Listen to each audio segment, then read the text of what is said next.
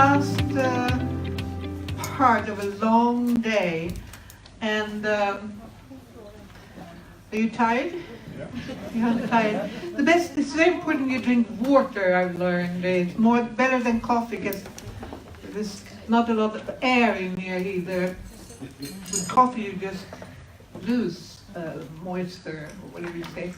Anyway, I was thinking I would try to summarize what has been said today, but I realized that would be quite difficult, because since there's been so much interesting said, don't you agree?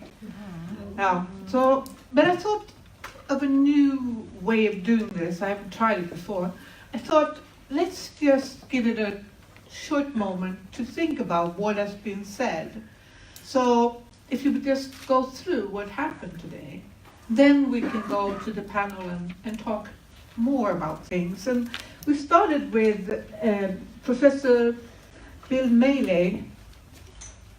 It seems like a long time ago, since this morning, but it was fascinating to hear about what has happened in Afghanistan. Was there something that you particularly remember from his speech? You know, it's a long time ago. So, well, Professor, can you tell us in one sentence? Do you remember? It was all a beautiful blur. No, look, I think the point that I was trying to make, but which I think has come out again and again and again during the course of the different presentations, is the need for attentiveness to the fluidity of the situation in Afghanistan. It's very tempting when appraising circumstances like that in Afghanistan to look for certainty and to look for points of solidarity in what may seem to be a fluid situation. But it's a quest for the unobtainable at the moment, and it's not only methodologically indefensible, but it's also exceedingly dangerous to embark on the pretense that we can be as confident as we might wish about what the future holds in Afghanistan. It's, I think, a bureaucratic pathology to look for that kind of certainty, and it's one which can have disastrous human consequences when it's applied in individual cases. But I think we simply have to recognise that we're living with an environment in which there is a great deal that is uncertain and unpredictable. Let me tell you a story here. In 1970, the journalist Edgar Snow went to interview Mao Zedong for the last time.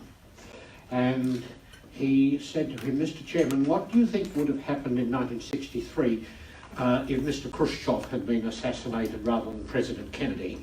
And Mao said, "Of only one thing can we be certain, Mr. Onassis would not have married Mrs. Khrushchev." That's the kind of situation we're looking at. We should not embark on a fruitless quest for certainty. Well, thank you. That was very much a good summary of the day, I guess. But maybe there's someone in here that can remind us. Did you want to say something? No. Because the second we had a Skype lecture here by Neamatullah Ibrahimi, and he gave us 3 reasons why deportations to Afghanistan must be stopped. And did someone write them down? Yeah. Legal. The moral aspect. And then we had the legal, the moral aspect, and the humanitarian aspect. Yes. So maybe we can remember him clearly by being so precise as he was. Anders Fänge, who is here, who is not, doesn't want to be called doctor. I remember that particularly. Yeah, I remember that clearly. But I thought it was very, very interesting to hear about the different feuds. We hear so much when we meet young men talking about how there is a fight among the cousins or uncles, and you described it very in depth. Is there something you would want to add to what you were saying before? No, I think that it's a misconception often that we, and not only say migration authorities or politicians in Sweden, that they, when they look on other countries, you tend to presume that it's more or less the same in that country as it is in our country. And then what is forgotten is partly two big things. And one is that Afghanistan, to a very great extent, still is a traditional country, where tradition rules, and where, say, the body, say, the laws, which are, there are no lack of laws, or proper secular laws and everything in Afghanistan. The problem with these laws is that they are not being implemented. So, except to a very limited extent. So you have a big traditional part of society where you have customary laws, where you have, say, popular perceptions, and you have, say, the Pashtunwali and similar code of ethics and these things and so on, which are telling you how to behave in everyday life and what is important in these things and so on. That's one thing. And then the other thing, you have a state which is not functioning. So I mean, I was thinking about this with the this agreement the EU forced upon the Afghan government. They said, well, you don't have to sign the agreement, otherwise you won't get any assistance. So they didn't say it. They put it a little bit more diplomatically, but that was the way they told it. So, and then Morgan Johansson, our Swedish, he was then Minister of, was he Interior then, or whatever he was. So he was then, as an argument for sending people back to Afghanistan, he was saying that, yeah, we have an agreement with the Afghan government. And the agreement talks about that they should guarantee an honorable reception. Yeah? What do you call it? Värdig, honorable reception. And I was interviewed by someone, and I said that there is no such thing, because the Afghan government is not doing, excuse my French, they are not doing a shit in order to receive these people. So it's and I mean, there were other explanations that, of course, the plight and the trauma of these tens of thousands who have been coming back from Iran, forced back from Iran, and so that is, of course, for the Afghan government a bigger thing. And so, but it's completely wrong by a Swedish politician to stand up and say we have an agreement with them and so on, because that's not. It might be true that the agreement is there, but it's not. It's not true at all that the Afghan government have any intention whatsoever to follow that agreement.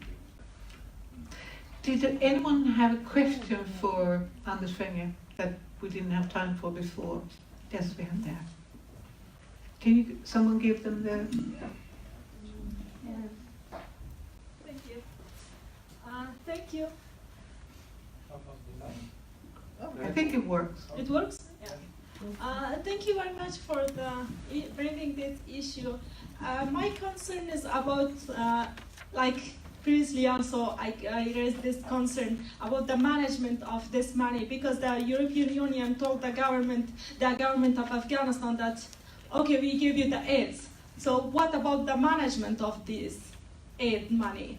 Like, do they follow back that how it's spent? Is it spent, like, in which ways the money was spent? No, I think it's pretty obvious. If you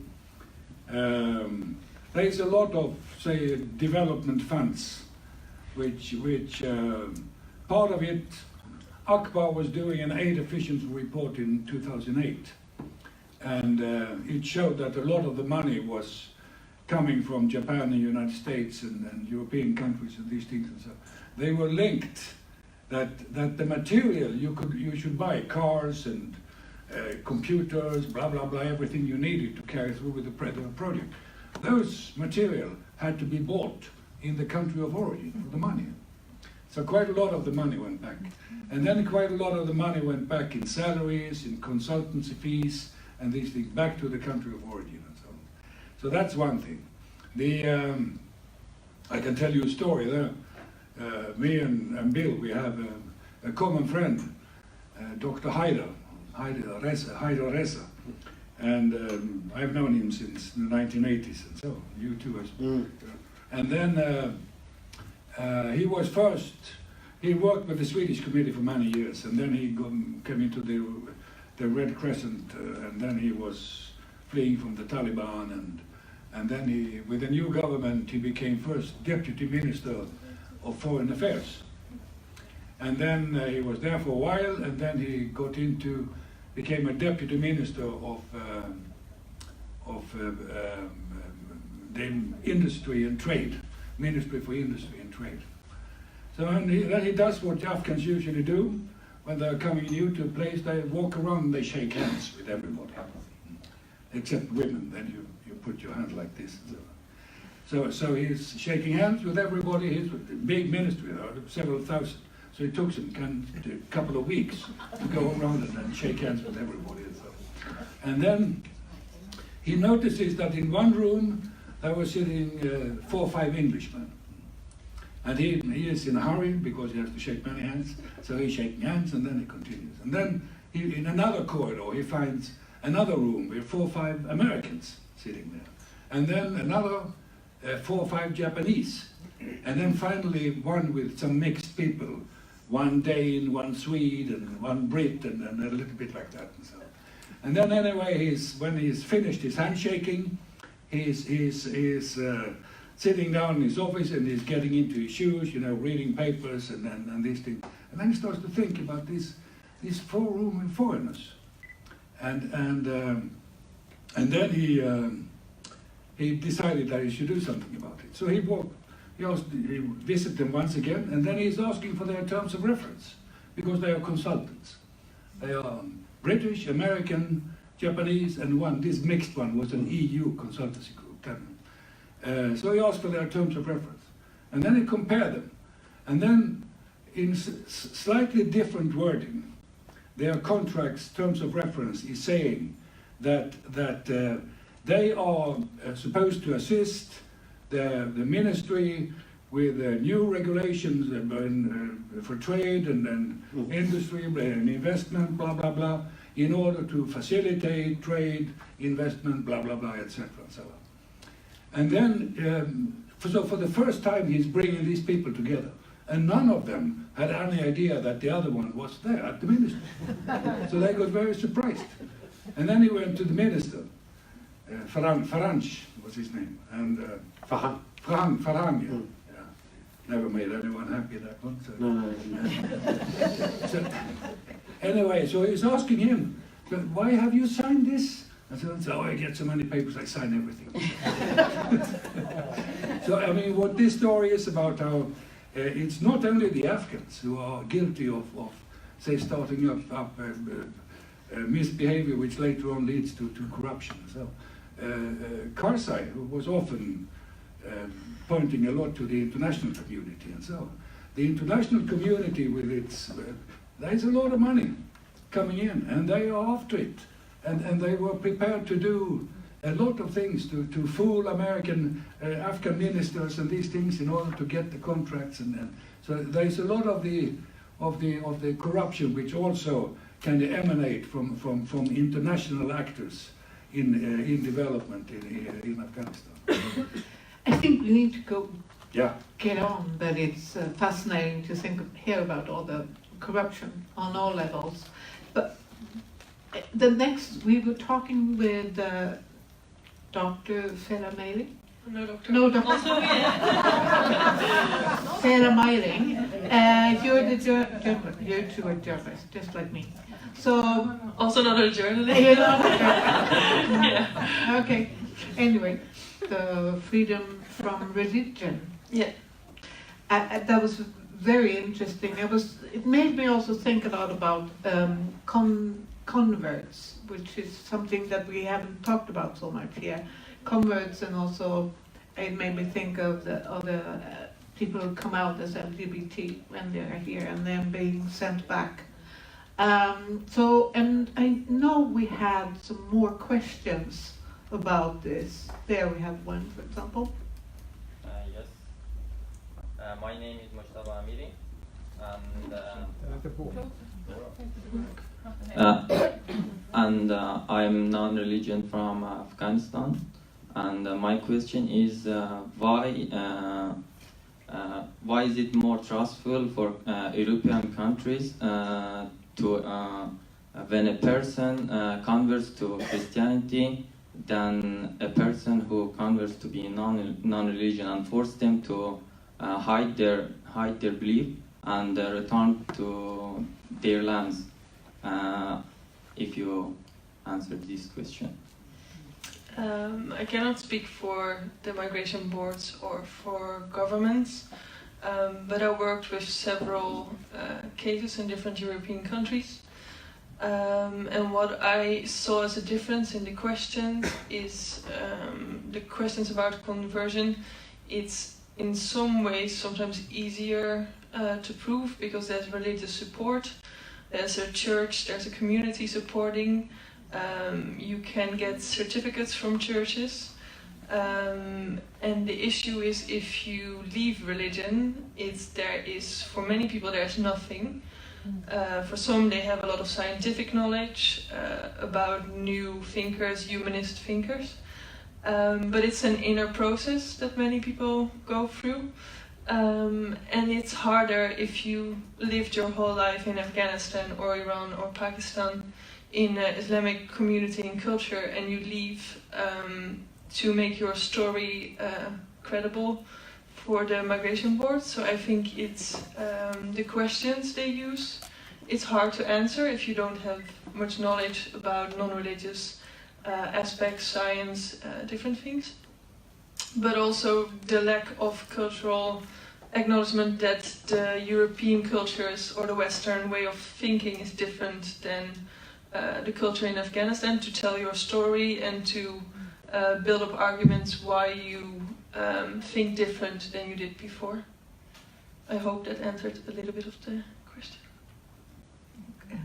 May I just give one comment to this?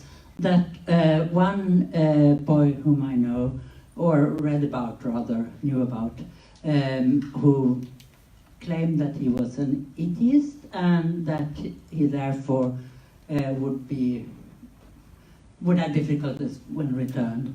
Then when they denied this, they said that as he was not actively trying to make other people atheists, they couldn't believe that he really was. That means the migration board people don't know that being an atheist, you don't have to be a missionary.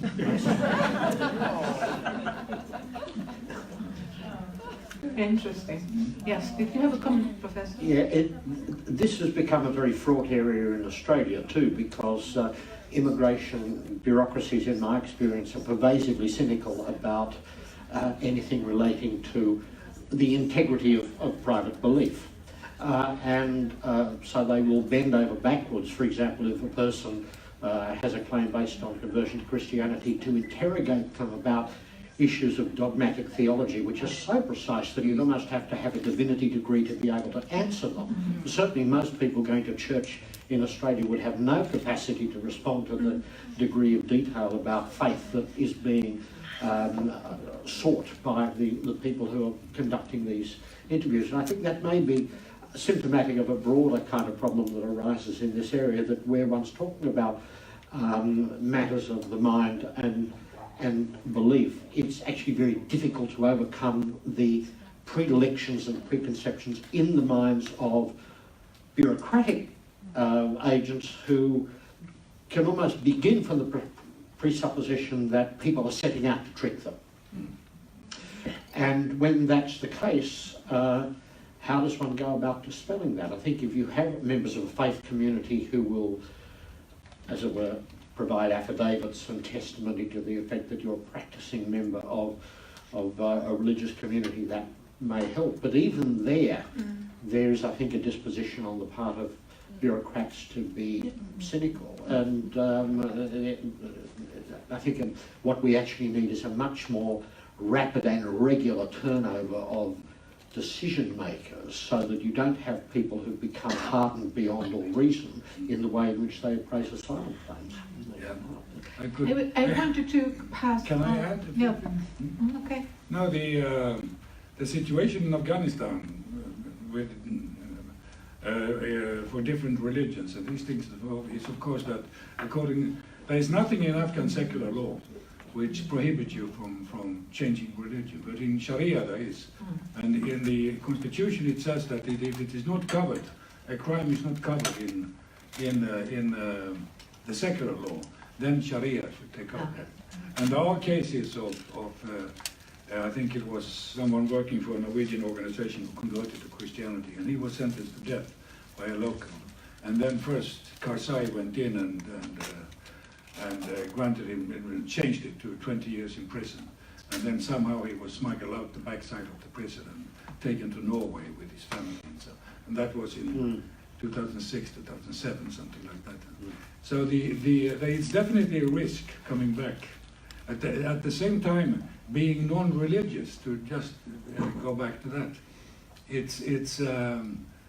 I have quite a few former colleagues and friends and so on, who in private, face to face, are telling you, who they know well, and I presume they trust me and these things and so on, and they are telling you that, well, I am not a believer.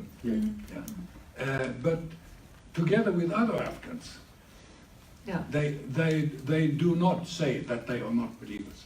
Then they are Muslims, and they even go at the Swedish community compound. There is a small mosque, and after lunch they go there for praying, and everybody goes for praying, even those who have told you in private that they are non-believers.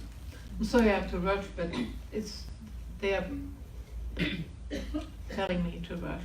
So we had, remember Abdul Ghaffur was there, but we can talk to Liza Schuster here, Dr. Liza Schuster.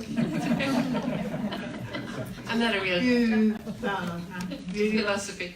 What happens post the deportation? You told us quite clearly about the problems facing. We've had stories in Sweden that hasn't been collaborated of deportees that have died. But we got figures here about people actually dying. Can you tell me something about that? It's very difficult to have figures, because it's very difficult to establish the truth of this, because there are not people on the ground who are following up. But what we know is that there have been 3, possibly 4, who have been killed, and that includes 2 who were returned from Australia. But more than that, for the first time in the last 12 to 18 months, we have seen people who have been forcibly returned from Europe who have been in the wrong place at the wrong time, and that includes a family who were standing on a street corner when there was an attack on a mosque in Darlaman, another family in Barchi, and in fact I remember some months ago, just before I left Kabul, so this would have been about April, I had a meeting with Ghaffur, and he was very upset. He had met somebody, a family that had returned, and they had said, where should we go, what should you do? And he said, what I tell to people in your situation is to go to Barchi because it's safe and because it's cheap, it's very poor. And he said, the money that you've got will go further there. And they went, and within 24 hours there was the attack on the education center, and he had this hysterical father of the family saying, why did you send me there? Did you want me to be killed?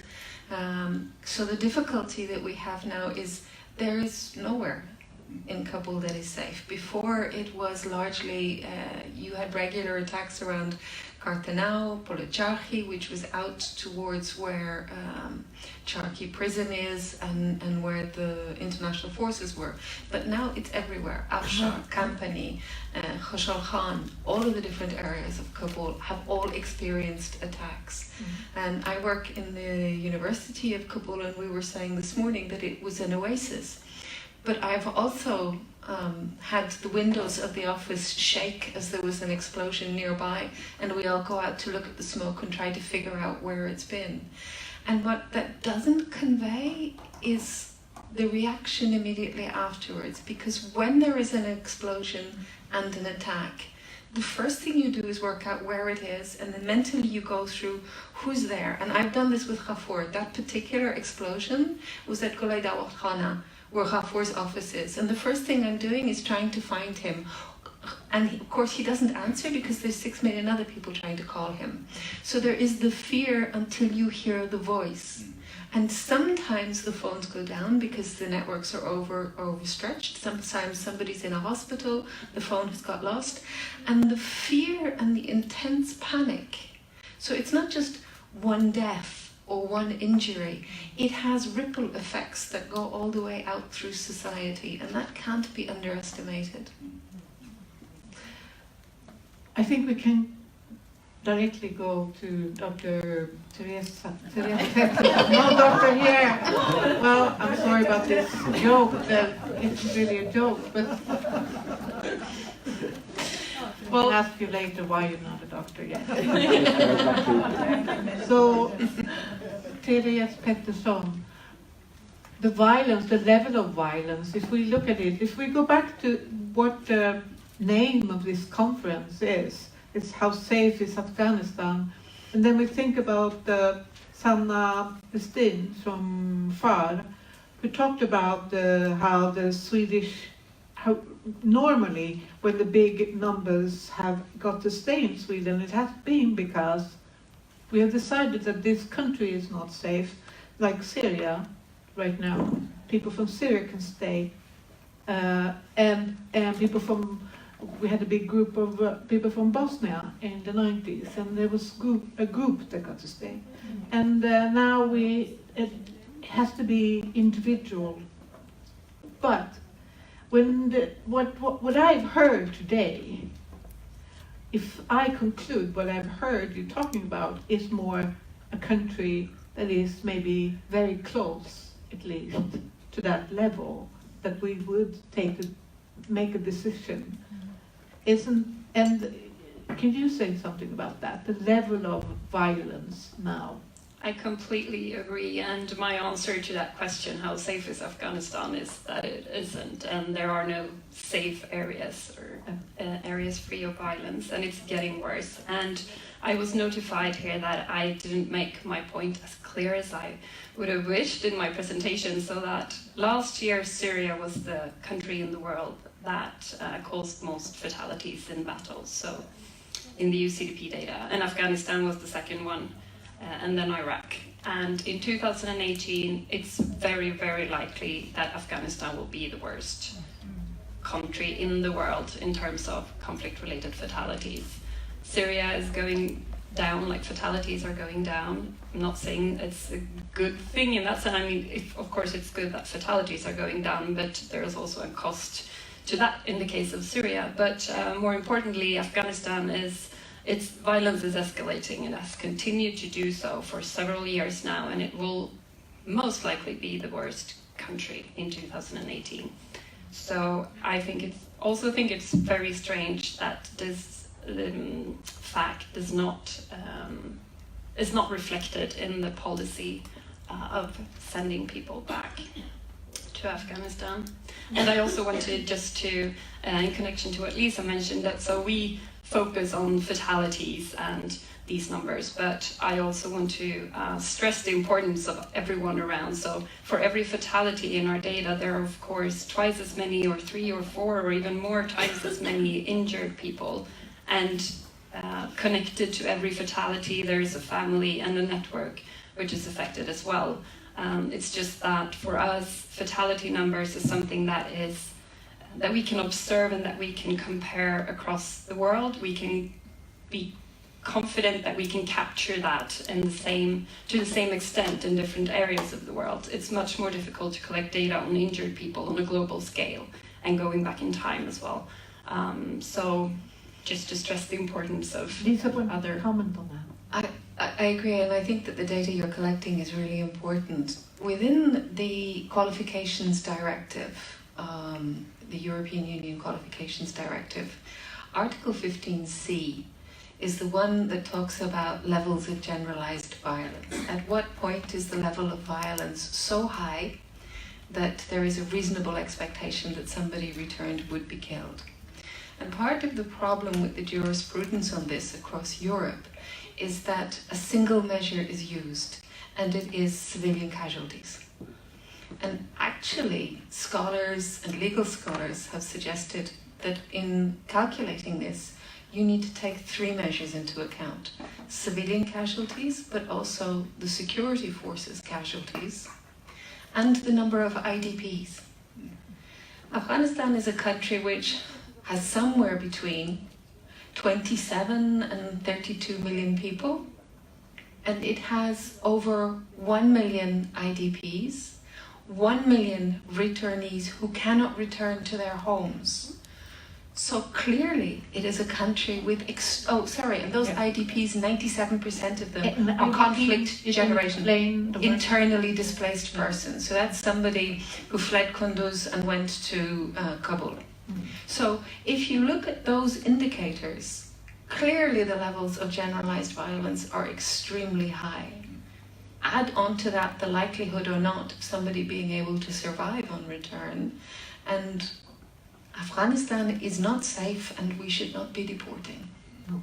Okay, Professor? Just if I could add something on the whole issue of interpretation of violence in a conflict situation too. It's sobering to think back to the Blitz in London in 1940. Because during the Blitz, it was at night time that the bombers came over.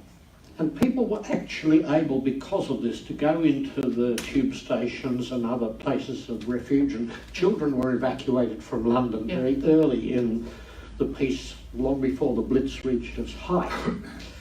And so applying Article 15C, one might well have looked at London during the Blitz and said, well, this is not a situation which attains the level that one would demand in order for somebody to have a claim for protection should they seek to flee London, because mechanisms were available to them of sorts to try to protect themselves against violence. And during the days when the bombers were not coming over, people put their suits on and went to the office, and they went to music concerts with Dame Myra Hess at lunchtime rather than the evening. Sort of life went on.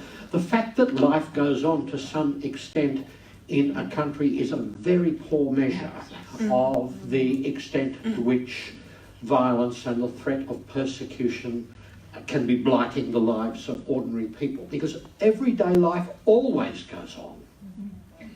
And we shouldn't be diverted by that from recognising that circumstances can nonetheless be exceedingly dangerous at certain points of a cycle of violence, and that's what often lost by people who are assessing claims and who have never been to the countries concerned and don't have any real feel for what goes on in everyday life.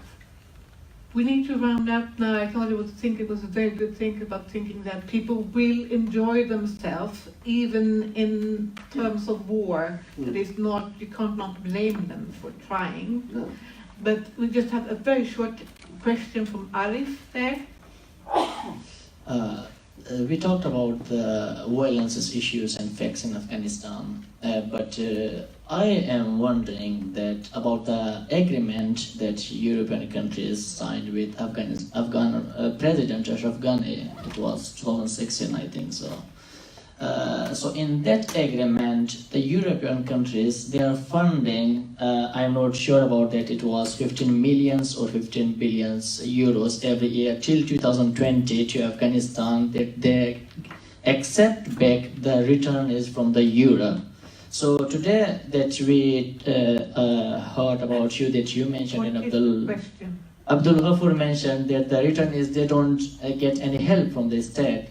So I'm wondering, does European countries demanding for a calculation from the Afghan president about that all money that they have paid to him to help the refugees, but they are not doing so, where that money goes to? Okay, Thank you. I can answer that. Yeah, I'll try to make it very short. good. There's two different lumps of money going on. So during the conference in Brussels in October 2016, the donor countries came together to agree how much money they would give Afghanistan for its development. Home secretaries, ministries of the interior used that as a lever to force them to sign the joint way forward agreement. That money was generally for development in Afghanistan. However, attached to the joint way forward was what was called an incentive package, and that was 80 million euros. Originally, the idea was that this 80 million euros would be used for these return packages. However, the development community in Europe was very angry because that money was being taken from the development budget, and you had development money that was being used for migration control purposes. And they said, this is not development, you should not be using it for that, and it's not fair to concentrate it on this small group of people from Europe. You're using it as a bribe and it's just around these people. What about all of these other people coming back from Iran and from Pakistan?